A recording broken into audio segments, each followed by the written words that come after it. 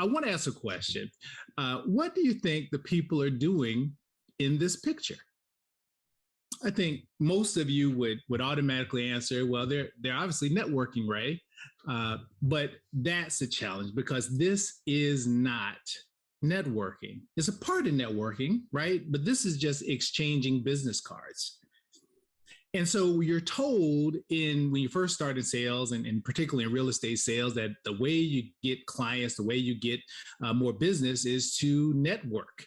But unfortunately, you go to these networking events and they don't work the way they're supposed to work. You go around, you hand out hundreds of business cards and you don't get any leads out of them. And you go and you talk to your mentor or your coach, and quite often they'll tell you, well, you got to go out and do more networking, right? Which leads, unfortunately, to more burnout. And if you already don't like going to networking events or you're not seeing the success from them, then it makes you not even want to go less than you did before. And the reason why networking events like doing what you're doing here don't really work is something called the 3% rule. What the 3% rule says is that in any market or any room, 3% of the people are going to be interested in what you're selling, right? So if there's 100 people in this fictional networking event, only 3 of them are going to be in the market for a home. And out of those 3, you can imagine most of them, probably all 3, already are working with somebody, right? So just handing your card out to these 100 people is not necessarily going to lead to sales. And so you get frustrated with networking. And let me tell you why. Because networking is not transactional, it's relational. Right? We're told and we're taught that networking is transactional. Networking is simply handing out and exchanging business cards with as many people as you can. But that doesn't work very well. I like to compare it to fishing, right? And as a matter of fact, I think in sales, we use a lot of fishing and hunting terms, right? We get them on the hook. Matter of fact, that's exactly what you do at a networking event. Your bait is your business card or your elevator pitch. You put the bait on the hook, you catch a prospect, you reel them in, you cook them and you eat them, right? That's what we call networking. However, that's not a great experience for the fish. No matter how good of a fisher person you are, even if you throw the fish back, that fish is not going to jump back in the lake and tell all the other fish what a great experience they had, right? They're scared, and particularly in real estate, as you're selling a house or someone is buying a house, it's something they only do once or twice, maybe 3 times in a lifetime. There's a lot of fear there and they're afraid. And so, but when they've just met you, it's about kind of building that trust, building that relationship so that they feel more comfortable giving you the referral down the road. I liken it to growing a fruit tree instead of fishing, right? If you grow a fruit tree, you're deciding what type of fruit you want to grow in your garden. You plant the seed, you water it, nurture it, right? Make sure it gets plenty of sunlight, right? And then when that tree bears fruit, it continues to bear fruit. Matter of fact, my father planted a tree when I was an apple tree in the backyard when I was 10 years old. And that tree is still bearing fruit. I can still go in the backyard when I go home to visit my folks and grab an apple if I want, some 40 years later. So think about networking is building that relationship that you're watering, that you're nurturing. You might not get much on the front end, right? But you get so much more on the back end. And this is what that looks like, right? This is where the networking actually bears fruit, right? When one person, Bill, as I call him, Bill is looking to move, he's looking for an agent, and he asks his friend Bob, do you know a good agent? Right? And Bob says, well, you should call blank, and she'll take good care. That blank is the difference between success and failure in the real estate business. If your name is not in that blank, you'll continuously be scrambling for new customers, right? If you can't get those referrals, if you can't get people to mention your name when they're in these conversations, and these conversations are happening all the time, all around you every day. The goal of building a network is to make sure that your name is in the blank, right? And the way you do that is by building a personal brand. Now, many of you have heard of branding, I'm sure. If you've been in sales for a little while, or even if you haven't, you kind of understand, you kind of understand intellectually what branding is. Branding is what companies do in commercials, right? When I look at a commercial for Target, I know it's a Target commercial even before I see the bullseye, right? I know it's Target, right? I know certain companies just when it comes on. Even the Mark Spain commercials, I think, are great. I know it's a certain look, it's a certain feel that comes with it. It's a brand that has that permeates, and so I know what type of service. I get a feeling when I see it. And branding is not just about how you dress. I think a lot of people kind of conflate the two concepts, that your brand is what you wear. And while dressing professionally obviously is important, right? You want to dress professionally. There's some leeway in there and what that means, right? And how you feel comfortable, how you can put your best foot forward while still maintaining authority. Branding is about repetition, making sure that people know what you do. I'm going to say it again. Branding is about making sure people know what you do and who you do it for. The biggest mistake people make in sales is not reminding people what they do. You assume, well, everybody knows I'm in real estate. And that's not always the case. People will put you into a pigeonhole, right? The challenge is, and we've all heard, well, don't let anybody put you in a pigeonhole. I don't want to be pigeonholed. It always sounds negative, but the reality is, whether you like it or not, you are in a pigeonhole in somebody's mind. Somebody put you there just like you've put someone else in your mind. If I was just to say, words, if I was just to say, barber, hairstylist, contractor, car salesman, teacher, preacher, just saying those words will probably instantly put a name and a face in your mind of people who are in those pigeonholes. There's another one, real estate agent. Are you in enough people's pigeonhole? And if you don't create your own pigeonhole, then people will create one for you.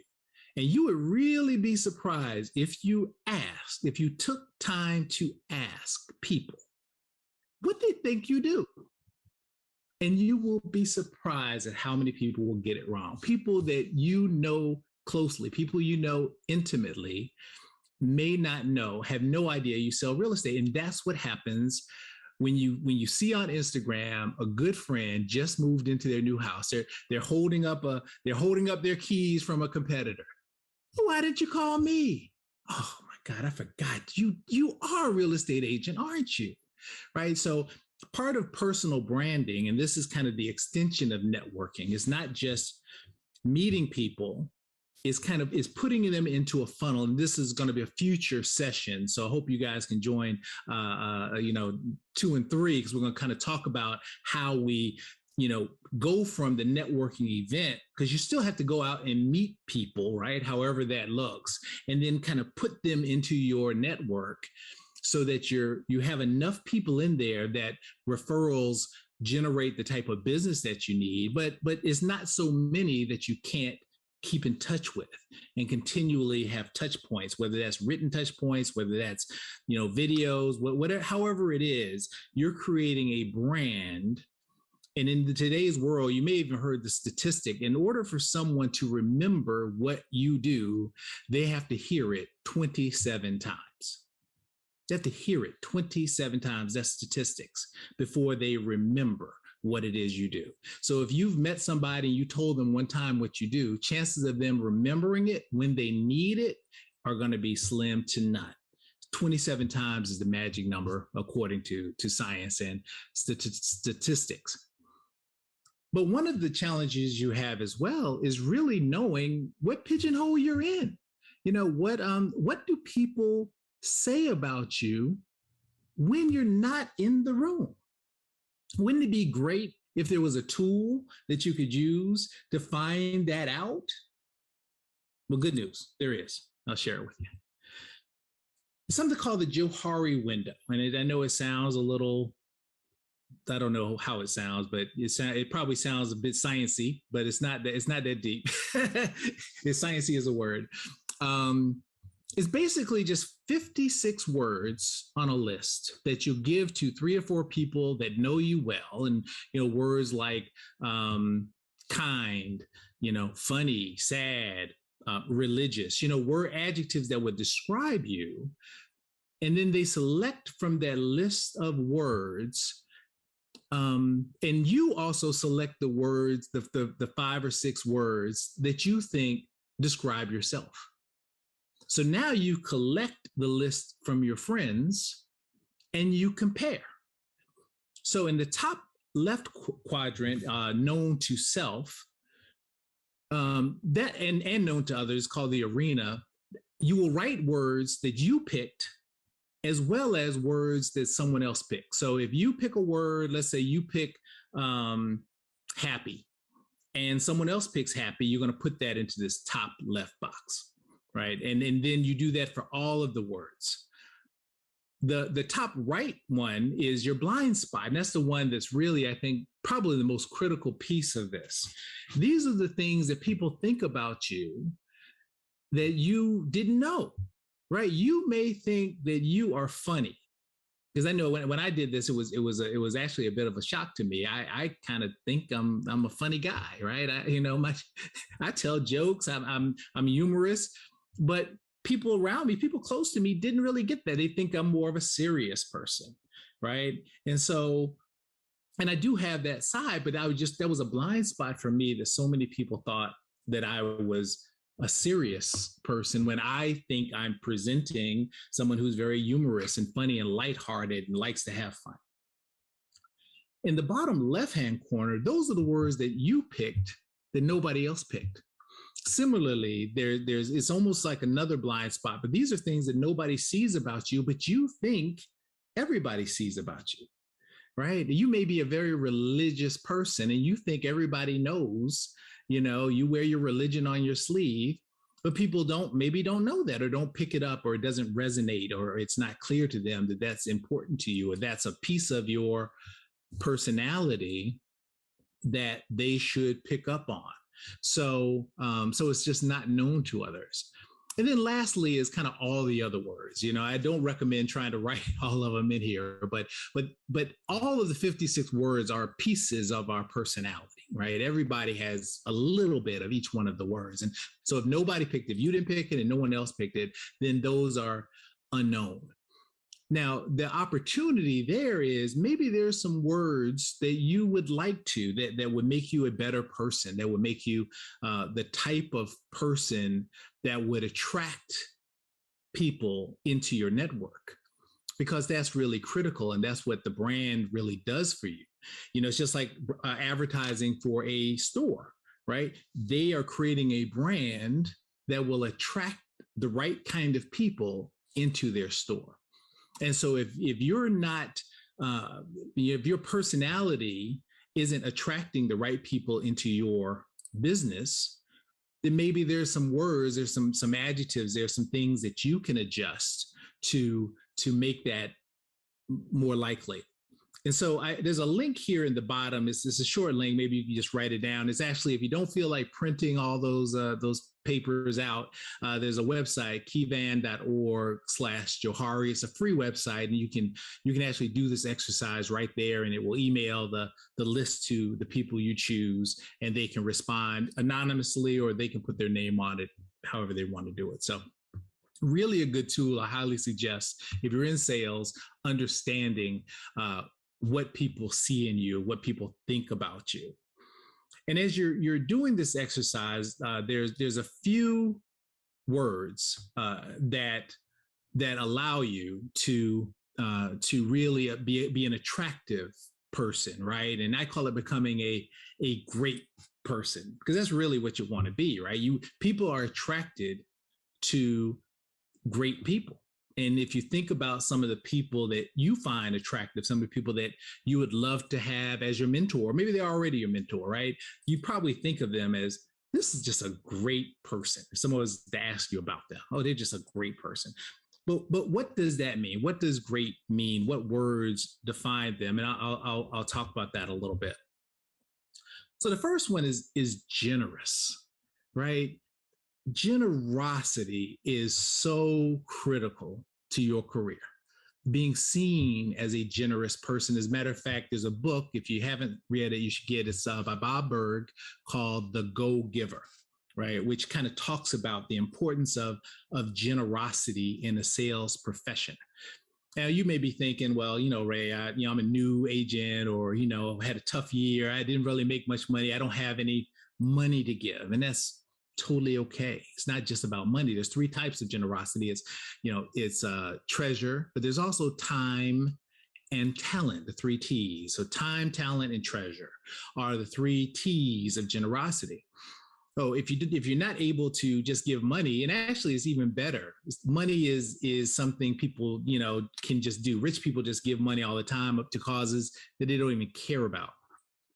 But when you give your time, it gives you a couple of other opportunities, right? To actually meet people. It gives you an opportunity to build long-term relationships with people in a working environment. We've all done some volunteer work. Maybe you did a community cleanup, or you handed out food for the church, or whatever it is. We've all done something, if only to get points, community service points for school. But we've all done something to do some service. And during the time you do that service, it actually gives you an opportunity to make friends, right? And build relationships. And so many, if you leverage those opportunities properly, those opportunities will lead to way more referrals than you'd ever get at a networking event. Right. So taking opportunity to find organizations that you care about. And that can be your church, again, your community. One great place for real estate agents is the PTA, the local PTA. And don't worry if you don't have kids in the school. They are always looking forward to more volunteers. There's not one PTA in the world, or in America at least, that would turn away someone who would bring cookies to the meeting. Right. And so, just volunteering. And the PTA is a great place, particularly for your business, because everybody in there has kids. They're in transition. Their kids are getting bigger, or they just got a new family. They just moved to town, so the people at the PTA know about that. Right. And it only takes an hour of your time, right, or whatever it is, to go to the meetings. Even though I advise becoming more involved than just going to the meetings, also participate, join the committees, do the work, show yourself. And that's how you show yourself as being generous, right? And then you may say, well, Ray, I don't have time because I need to be out showing houses during the meeting times. I totally understand. But again, we're talking about planting those trees, planting those seeds, so that the people who are referred to you through the PTA are going to be much more likely to actually buy from you than someone who just saw your name on a sign, or, just met you at a networking event, if that makes sense. So generosity is so key to what you're trying to do. The next one is being resourceful, right? People love to do business with people who know stuff, right? Who know stuff and know how to get things done. Are you that person? Are you that agent who can recommend restaurants in the neighborhood? who knows where someone can get their car fixed? Are you up to date on current events? And again, you don't have to get dragged into political conversations, but just knowing, having a sense of what's going on in the world, again, makes you more attractive. I know Michael Mayer talks about, in order to get referrals, you have to refer. And so in being resourceful, you're also referring people. So when I ask you, do you know a dentist in the neighborhood? I can refer you to that dentist. What happens when you refer 10 people to that dentist? Right? When he hears, he becomes your Bob from the previous. He becomes that guy. It's like, hey, you need to call my friend, blah, blah, blah, because, she's going to take care of you. And it's the law of reciprocity. So when you're referring people, again, you're being resourceful. It comes back to being generous. You're being generous. It doesn't cost you anything to refer somebody. The client likes you, or the person you're referring is appreciative, because as long as you're making good referrals, and the person that you're sending them to appreciates you because you're sending them business. And at some point, that could actually lead to being a potent source of referrals for you. E is for empathetic. Empathetic. I know as real estate agents, you're told to listen to your client. I mean, I think that's almost common sense, right? We have to listen to what the client is telling us. However, it's not just listening with your ears, it's listening with your heart, right? How often have you followed and done exactly what the client asked for? You show the client exactly what they asked for, but they don't buy. Right? Because you haven't heard what they need. And even if they buy, right, they may not be a happy client, right? Because it wasn't really what they needed. You're the professional. You're supposed to know what they need, right? So you can make recommendations. But again, that comes to listening with your heart. And I'm going to tell you the secret to that. There's a book, Og Mandino. I don't know if you can see Og Mandino, who was known back in the 70s, old book, as the greatest salesman in the world. He wrote a book, ironically called The Greatest Salesman in the World. In this book, he gives 9 tips to be a great salesperson. And the first one is lead with love. Lead with love. And I know that's going to sound a little woo-woo, right? But let me read something to you. I will greet this day with love in my heart, for this is the greatest secret of success in all ventures. Muscle can split a shield and even destroy life, but only the unseen power of love can open the hearts of men. And until I master this art, I will remain no more than a peddler in the marketplace. Right? And I thought that was just such a beautiful quote, but I didn't totally understand it at first, to be honest with you. Love, right? But then, as I thought about, and I want you to do an experiment with me. I want you to take a second and think about someone that you love, someone that you really love. That can be your child, your spouse, parent, your best friend. Who do you love?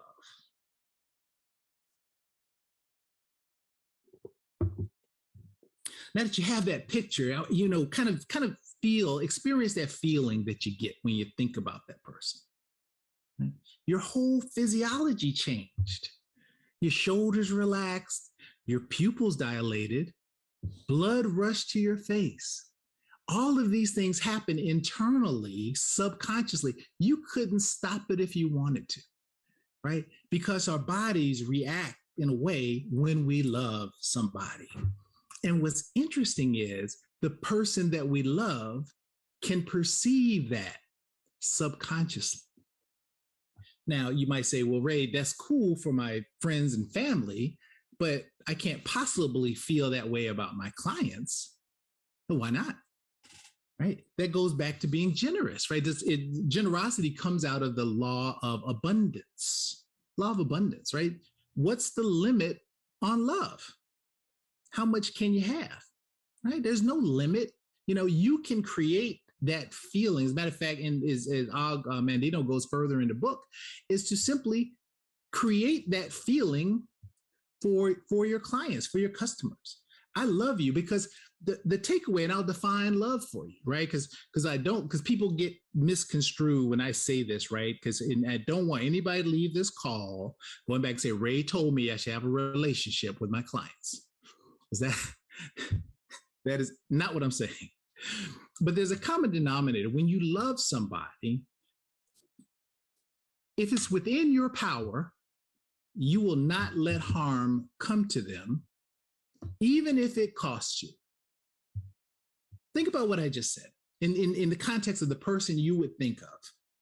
If there's anything you can do, you wouldn't let any harm come to them, anything bad happen to them, even if it costs you. Right? Now, imagine as a customer, if I believe that about you, right? If I believe that you would never let me buy a house with a railroad track right behind it, right? Without letting me know, right? And I'm not talking about just, integrity here. I'm talking about, you, because of the love you have in your heart, you would never sell me anything that I wouldn't be happy with, right? And so that's what love is. That's what empathy is, right? Because again, when you love, you're coming from a place of empathy. I feel your pain. I feel what you're going through. I'm not just listening with my ears. I'm listening with my heart, right? The next word, A, is for authentic, right? Be yourself. Oscar Wilde famously said, be yourself because everybody else is already taken, right? and that's so true, right? Authenticity is clear. A lot of times we get into this business, and I don't know how many new agents we have, but this is particularly dangerous for new agents, is you want to fake it till you make it. Somebody probably told you that you have to act like you're already successful before you become successful. And unfortunately, that actually can block you from your success. Because when you think about getting referrals, right, the people who are already successful don't really get referrals. I'm not going to call Grant Cardone, right, to send him my, somebody, hey, somebody who sells houses, right? I'm not gonna call him. He's a billionaire. I'm not. And do you really think that they're pulling up to a showing in a Bentley is going to make that client more likely to buy a house that doesn't fit their needs? And I'm not saying that don't dress well, don't have a nice car, but don't go through. Don't put on airs, as my mom would say. Just be yourself, be authentic. You need help in this business. You need people to give you referrals, right? You need people to come through to call you. And if they feel like you're too successful, it can lead to a couple of things. They may not feel they can really connect with you. They may not feel they can really trust you. You can come across as being too slick, like you're making so much money. How are you making so much money? And so it can actually, that fake it till you make it can work against you. Now, if there are things that you can fix, that's okay, right? So work on becoming successful. Work on, maybe if you need to upgrade your car, work on those things, but not from a place of trying to fake it to convince people that you're doing better than you are, right? Work on becoming great, and then things will fall into place. And lastly is trustworthy, right? And again, that's really kind of the foundation of this business, because you have very little time to build trust. And trust is what it's all about. I'm making a huge investment based on your recommendation. Do I trust you? And there's multiple pieces of trust, and it's not just integrity. I think people kind of conflate trustworthiness with integrity.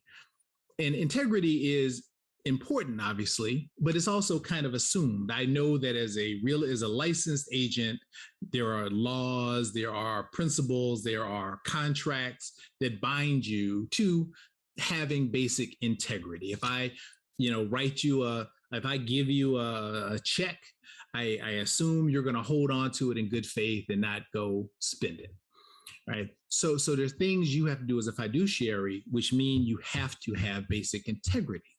But there are other pieces of trust, right? There's also capability, right? Can you do what you say you're going to do, right? When I invite you into my home to sell my house, are you going to be able to sell it? Do I believe that you're capable? And that comes from showing your knowledge, right? That comes from actually learning about the business, being able to show somebody that you're skilled, in this business, and you can handle their needs, and you can make sure they get the best deal they can get. There's also results, right? So little different from capability. What have you done? And again, as a new agent, that may be hard to present, but part of the puzzle is showing a client that I've done this before and I can help you, right? And again, authentically, but when you get to a place where when you know what you're doing and you've had results, a quick way to build trust is by showing those results to the client so that they know what they can expect. So that's all I had for today. I did want to invite you to visit the website and or email me, for any additional information.